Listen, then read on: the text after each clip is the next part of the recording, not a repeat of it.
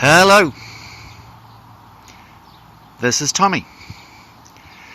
First, a couple of wee disclaimers. I'm not a professional filmmaker. I'm filming this on my phone, and I have very basic video editing software that came with my laptop. So, sorry for that. Secondly, I've not made automotive related video before, so here we go. This is also my first Land Rover. Well, apart from this little guy here, which my wife bought me many years ago, along with a 1956 instruction manual, which has been rather convenient. Clearly, I've had an interest for a while, but Tommy is it. Try and explain the reason for Tommy's name later. Might be obvious. Tommy is a Land Rover 109. 109 stands for the distance in inches between there and there. Wheelbase. In other words, Tommy's long, as opposed to his shorter cousins. Tommy is a 1986 Series 3 Stage 1, I believe. But the cool thing is, well, first of the cool things is, you can see that wee sticker there. Tommy is an ex-New Zealand Army.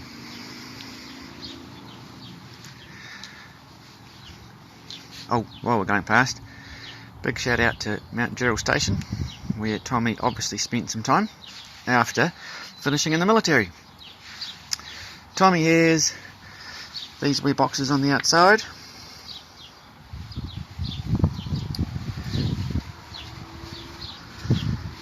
Cages over the lights, extra lights, another sticker, various electrical doodahs. Oh, that thing down in there, don't know. And twin fuel tanks. 1, 2. So Tommy, we believe, was a radio vehicle, and as such also has a 24 volt electrical system. Now, again, I have to say I'm sorry. As you can probably see, I've already started work on Tommy.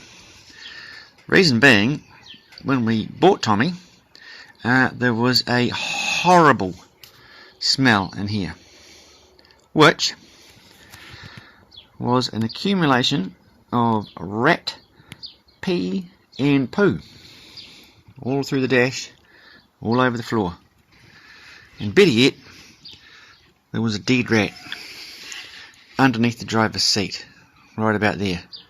So the first thing we did when we got Tommy back here was pull everything out of the interior, including the seat. They're over there. And located dead rat. Binned it. While we're here though, you can see this very cool army equivalent of cup holders. Those are for your rifle butts. Very handy. While we were cleaning out the interior, we made a wonderful discovery. This wee thing here. And if I can open it with one hand, it's the Army service book. Focus. And on it, you'll see that wee particular number there. I hope. 448. Tommy is number 448 of, I believe, 566 of these built for the New Zealand Army. And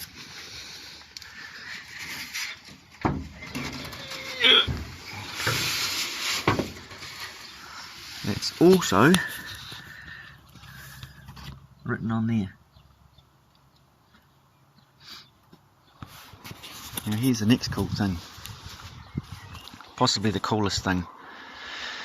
Tommy is a V8. Now again, apologies, I've removed the radiator, explain that in a minute, and the massive air filter housing which goes about there. There it is. There was luckily no more vermin living in that.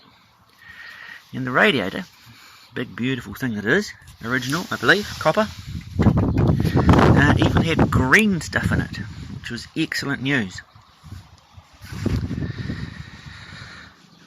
Now for the bad news. This motor is seized. We did know that.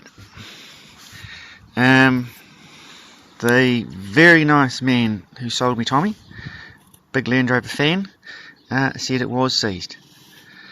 Basically because Tommy had sat for about 10 years, not used. Oh, yes, last warrant of fitness was in 2006.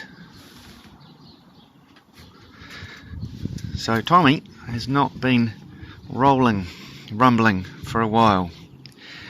So anyway, whipped the radiator out, stuck a very large socket on crankshaft pulley bolt, and stuck a great big length of pipe, about 6 foot, on the end of that, and hoped that she might turn. She did not. We also discovered she's missing a spark plug in there. So, best case scenario, it's that cylinder that's seized. Worst case scenario, the whole lot is seized.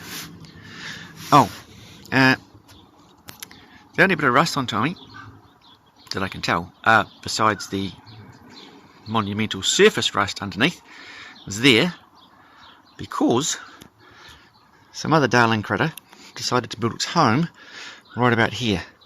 And as such, all of this was covered in grass, straw, hay, leaves, twigs, etc. Hence the inlet manifold is pretty badly damaged, and the valley cover down here, valley plate, is also rather rusty, and the carburetors are all seized up. Nothing moves much. There,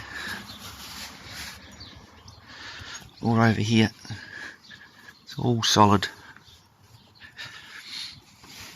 But anywho, so step one, we need a motor that runs, and so I did this. Ta-da! Also, 3.5 litre Rover V8, but as you can tell, it's fitted with a Edelbrock intake manifold and a Holley 390, I believe, carburetor of 4 barrels. Anywho, whether all of that stays or not, we don't know. The key point is, according to the very nice man who sold me this, it is in, quote, good going order. So, that has got to go in there. And I've never done this before. The good thing about having that sitting over there is that it's very easy to tell that there's 8 bolts in between transmission bit and engine bit. Only 8 bolts, 5 minutes. However, there is an awful lot of other stuff that has to be disconnected, unbolted, unseized, found, filed, etc, etc, etc. But anywho, that's Tommy. Might show you under next time. Hope you like it. Wish me luck.